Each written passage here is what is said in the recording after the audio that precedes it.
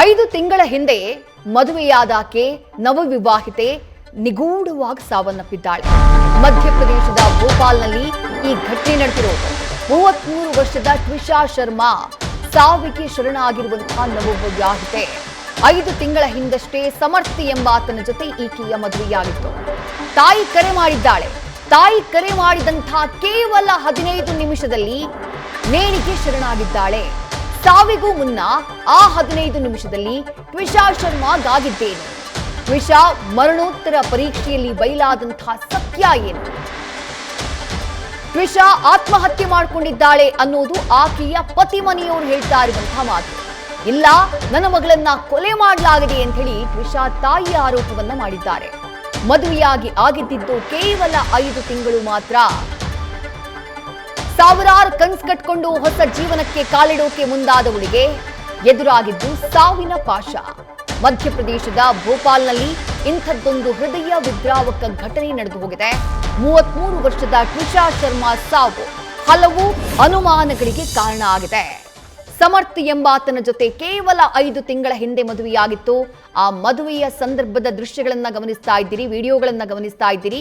ಖುಷಿಯಾಗಿ ಮನೆಯವರ ಒಪ್ಪಿಗೆಯೊಂದಿಗೆ ಎರಡೂ ಕುಟುಂಬದವರು ಹರಸಿ ಹಾರೈಸಿ ವಿವಾಹ ಸಮಾರಂಭದಲ್ಲಿ ಅದ್ಧೂರಿಯಾಗಿ ಈ ವಿವಾಹ ಸಮಾರಂಭವನ್ನ ನೆರವೇರಿಸಿಕೊಟ್ಟಿದ್ರು.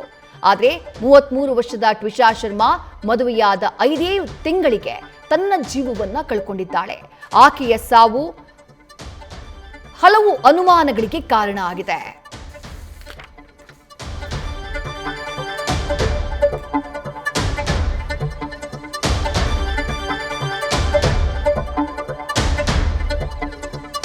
ಪ್ರಶ್ನೆ ಇರೋದೇ ಆ ಕೊನೆಯ 15 ನಿಮಿಷಗಳಲ್ಲಿ ಏನಾಯ್ತು ಅನ್ನೋದು. ಏನಾಗಿರ್ಬೋದು? ಯಾಕಂದ್ರೆ ತಾಯಿ ಕಾಲ್ ಮಾಡಿ 15 ನಿಮಿಷ ಆಗ್ತಾ ಇದ್ದ ಹಾಗೆ ಆ ತಾಯಿಗೆ ಮತ್ತೆ ಕಾಲ್ ಬರುತ್ತೆ, ನಿಮ್ಮ ಮಗಳು ಜೀವ ಕಳ್ಕೊಂಡಿದ್ದಾಳೆ ಅಂತ ಹೇಳಿ.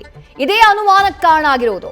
ತಾಯಿ ಜೊತೆ ಮಾತನಾಡಿದ್ದಾಳೆ, ತಾಯಿ ಜೊತೆ ಮಾತನಾಡಿ ಫೋನ್ ಇಟ್ಟಿದ್ದಾಳೆ. ಅದಾದ ನಂತರ 15 ಮಿನಿಟ್ಸ್ ಅಲ್ಲಿ ಆಕೆಯ ಪತಿ ಮನೆಯವರ ಕಡೆಯಿಂದ ಕಾಲ್ ಬರುತ್ತೆ, ನಿಮ್ಮ ಮಗಳು ನೇಣಿಗೆ ಶರಣ ಆಗ್ಬಿಟ್ಟಿದ್ದಾಳೆ ಅಂತ ಹೇಳಿ. ಆ ತಾಯಿ ಹಾಗೆ ತಂದೆಯ ದೃಶ್ಯಗಳನ್ನ ಗಮನಿಸ್ತಾ ಇದ್ದೀರಿ. ಹೃದಯವೇ ಓಡ್ ಹೋಗಿದೆ ಆ ತಂದೆ ತಾಯಿಗೆ. ಯಾಕಂದ್ರೆ ಅಷ್ಟು ಕನ್ಸು ಕಟ್ಕೊಂಡು ಮಗಳ ಜೀವನ ಹಸನ ಆಗಿರುತ್ತೆ, ಮಗಳು ಖುಷಿಯಾಗಿರ್ತಾಳೆ ಅಂತ ಹೇಳಿ ಆಕೆಯನ್ನ ಮದುವೆ ಮಾಡಿಕೊಟ್ಟಿದ್ರು. ಅದ್ದೂರಿಯಾಗಿ ನಡೆದಂಥ ಮದುವೆ ಇದು. ಎಷ್ಟೊತ್ತಿಗೆ ಕಾಲ್ ಮಾಡಿದ್ದು ಟ್ವಿಷಾ? ರಾತ್ರಿ 10 ಗಂಟೆ 5 ನಿಮಿಷಕ್ಕೆ ತನ್ನ ತಾಯಿಗೆ ಆಕೆ ಫೋನ್ ಮಾಡಿರ್ತಾಳೆ. ಅದಾದ ನಂತರ 10:20ಕ್ಕೆ ಅಮ್ಮನಿಗೆ ಕಾಲ್ ಬಂದಿದೆ, ಮಗಳ ಉಸಿರು ನಿಂತು ಹೋಗಿದೆ ಅಂತ ಹೇಳಿ. ಮತ್ತಷ್ಟು ಡೀಟೇಲ್ಸ್ ನಮ್ಮ ಪ್ರತಿನಿಧಿ ಅರುಣ್ ನೀಡ್ತಾ ಹೋಗ್ತಾರೆ. ಅರುಣ್, ಆ 15 ನಿಮಿಷದಲ್ಲಿ ಏನಾಯ್ತು? ಟ್ವಿಷಾ ತಾಯಿ ಹಾಗೆ ತಂದೆ ಮಾಡ್ತಾ ಇರುವಂತಹ ಆರೋಪ ಏನು? ಜೊತೆಗೆ ಆಕೆಯ ಪತಿ ಹಾಗೆ ಆಕೆಯ ಪತಿಯ ಮನೆಯವರು ಅವ್ರು ಹೇಳ್ತಾ ಇರುವಂತದ್ದೇನು? ಏನ್ ಮಾಹಿತಿ ಸಿಕ್ಕಿದೆ ಪೋಸ್ಟ್ ಮಾರ್ಟಮ್ ನಲ್ಲಿ?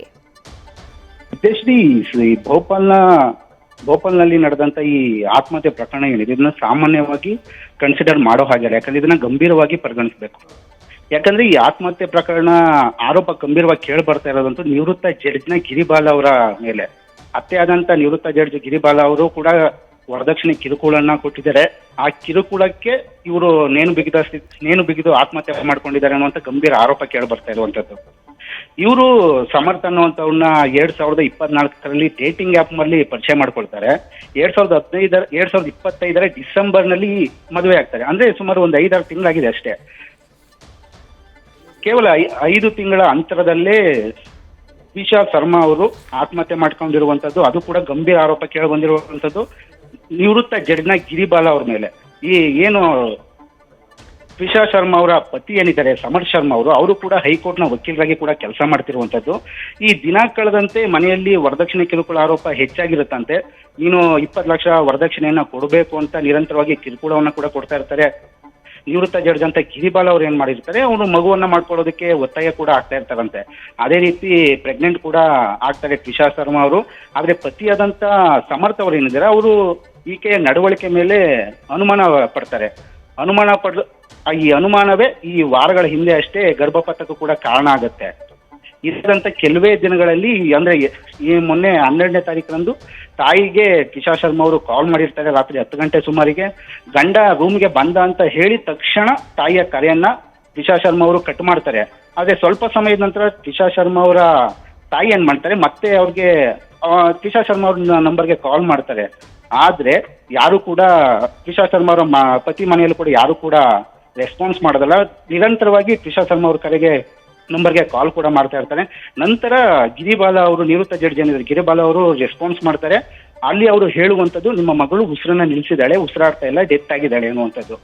ಹೀಗಾಗಿ ಈ ಪ್ರಕರಣ ಏನಿದೆ ಗಂಭೀರ ಸ್ವರೂಪವನ್ನು ಪಡ್ಕೊಂಡಿರುವಂಥದ್ದು. ಇದರಲ್ಲಿ ಮುಖ್ಯವಾಗಿ ಈ ಗಂಭೀರ ಆರೋಪನ ಮಾಡ್ತಿರುವಂಥ ತ್ರಿಷಾ ಶರ್ಮಾ ಅವರ ಸಹೋದರಿ ಏನಿದ್ದಾರೆ ಅವರು ಕೂಡ ಇಂಡಿಯನ್ ಆರ್ಮಿಯಲ್ಲಿ ಕೆಲಸ ಮಾಡ್ತಾ ಇದ್ದಾರೆ, ಹರ್ಷಿತ್ ಅನ್ನುವಂಥವ್ರು. ಅವರು ಗಂಭೀರವಾಗಿ ಆರೋಪವನ್ನ ಮಾಡ್ತಿರುವಂಥದ್ದು. ಕಮಿಷನರ್ ಮಟ್ಟಕ್ಕೂ ಕೂಡ ಹೋಗಿ ಪ್ರಕರಣ ದಾಖಲಿಸೋ ಯತ್ನ ಮಾಡ್ತಾ ಇದೆ. ಯಾಕಂದ್ರೆ ಇವರ ಫ್ಯಾಮಿಲಿ ಏನಿದೆ, ಇವರು ಪ್ರತಿಷ್ಠಿತ ಜಡ್ಜ್ ಕುಟುಂಬ ಆಗಿರೋದ್ರಿಂದ, ಇವರು ಹೈಕೋರ್ಟ್ ವಕೀಲರಾಗಿರೋದ್ರಿಂದ ಪ್ರಕರಣ ತೀವ್ರ ಸ್ವರೂಪವನ್ನು ಪಡ್ಕೊಳ್ತಾ ಇದೆ. ಪೊಲೀಸರು ಕೂಡ ತನಿಖೆ ಮಾಡೋ ವಿಚಾರದಲ್ಲಿ ಹಿಂದೇಟಾಗ್ತಾ ಇದ್ದಾರೆ ಅನ್ನೋ ಆರೋಪ ಕೂಡ ಕೇಳಿ ಬಂದಿರುವಂತದ್ದು. ಹಾಗಾಗಿ ಭೋಪಾಲ್ನ ACP ನೇತೃತ್ವದಲ್ಲಿ ತನಿಖೆ ಕೂಡ ಆರಂಭವಾಗಿರುವಂತದ್ದು. ಪೋಸ್ಟ್ ಮಾರ್ಟಮ್ಗೆ ಈ ಮೃತದೇಹವನ್ನು ಕಳಿಸ್ಕೊಡ್ಲಾಗಿದೆ. ಇನ್ ಪೋಸ್ಟ್ ಮಾರ್ಟಮ್ ರಿಪೋರ್ಟ್ ಬಂದಂತ ನಂತರ ಏನಾಗಿದೆ ಅನ್ನುವಂಥದ್ದು ಗೊತ್ತಾಗಲಿದೆ Vidyashree. Right, thank you Arun ತಮ್ಮೆಲ್ಲ ಡೀಟೇಲ್ಸ್ಗೆ. ನ್ಯೂಸ್ ಫಸ್ಟ್ ನಿರ್ಭೀತಿಯಿಂದ ನಿಮ್ಮ ಪರವಾಗಿ.